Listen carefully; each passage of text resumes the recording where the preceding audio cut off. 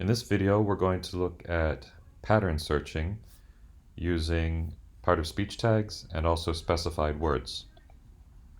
We're also going to be using functions so we can reuse these searches on different texts. You'll see in the first cell I've created a function and I've named it would be because I'm looking for this pattern of would be followed by an adjective. And so this function will take a text, sentence, or a paragraph and look through that text for a sequence of would, be, and an adjective. And it does that by looking at the tags and the specified words. And remember that if it's a 0, that is a specified word. If it is a 1, that is the tag because they come in tuples of word followed by tag, word followed by tag, 0, 1, 0, 1. So this first function, I'm looking for would be plus adjective. I can also increase these sequences to as many words as I want, 2 words, 3 words, 4 words. This first function is 3 words. This one is 4 words. It is am able to plus a verb. So specified words are am able to. So this would be 0, 0, 0. And then any verb, VB, that would be looking at the part of speech, so it would be 1. Notice that I is the index for the am word, and then I plus 1 would be able, I plus 2 would be 2, and so on. You'll need this -2 so that it does not look past the end of the string and you'll get an error. Run this. The next function here looks for any sequence of have to plus a verb. Again, I'm looking at 0 if it's the specified word, or 1 if it's looking at the POS tag. I could have all 3 POS tags, then that would be 1, 1, and 1 as the index here. That would be fine. I run this.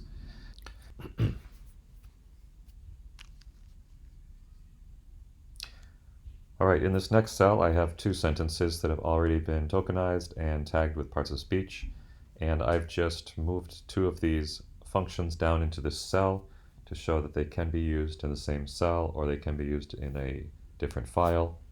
Now to run this I need to call the functions, so I would call the first one would be, and then I need to provide the text here. In this case it's going to be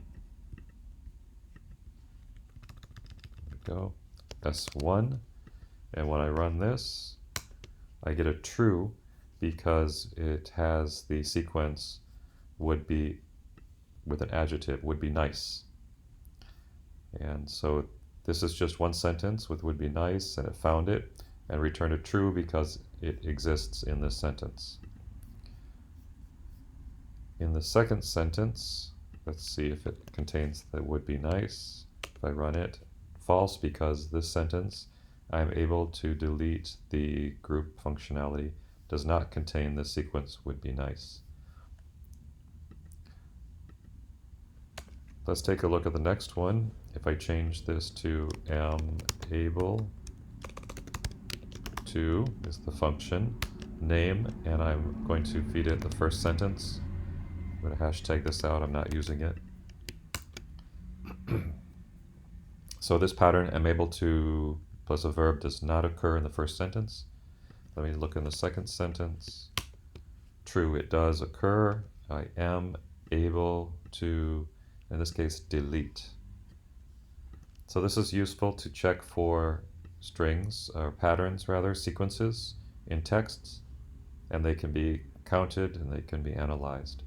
So one application is to identify patterns in a text. These can also be used to create MAL rules, looking for incorrect language use. So here I have a sentence that contains some errors. People is good. They have to bin, and this is a people. So each sentence has an error. So I'm tokenizing and tagging with a part of speech, and I've come up with a variable error tagged, which I feed into each of these functions. So I've created 3 functions looking for 1 error each. In this case, I'm looking for the subject-verb error, So it's looking for a singular noun followed by, or plural noun rather, followed by a singular verb. The other one contains an error in the verb tense, so have to been, we'll find this error. And the determiner here, looking for a determiner followed by a plural noun. So remember that these tags can be found here in this website, and you can look at the codes for the tags to look for incorrect POS sequences, to look for errors. Going back to our code, I have a list here that I'm not using this time. There are if statements for each error, and so it's checking for the error and it's printing if the sentence contains the error or if the sentence is okay for each. And so when I run this, we see that the sentence is tagged and the sentence contains this error. It contains all the errors because, of course, we have an error in each. But let me correct this to people are good. And so we should see the sentence contains a subject-verb error change. If I run this again, the sentence is okay. And the sentence contains a verb error here. They have been, or they have to been, they have to go, for example. And the sentence is okay. What if we put in this, they have to be? Still okay because it is correct. This is a people, contains an article error. This is people, it's okay now. I didn't code for these are people or another error. Remember, it's just one code at a time for one error at a time. So this is just looking at a determiner error in this case. If you want to put the sentences back together to look at the sentence that contains the error, you can use this formula here, joining a sentence back to a string. And now that we've made the changes, let's see how this changed. And so it changes back to the sentence. So this code can be used to look for recurring patterns that are correct in English, and also mal rules, so patterns that are incorrect.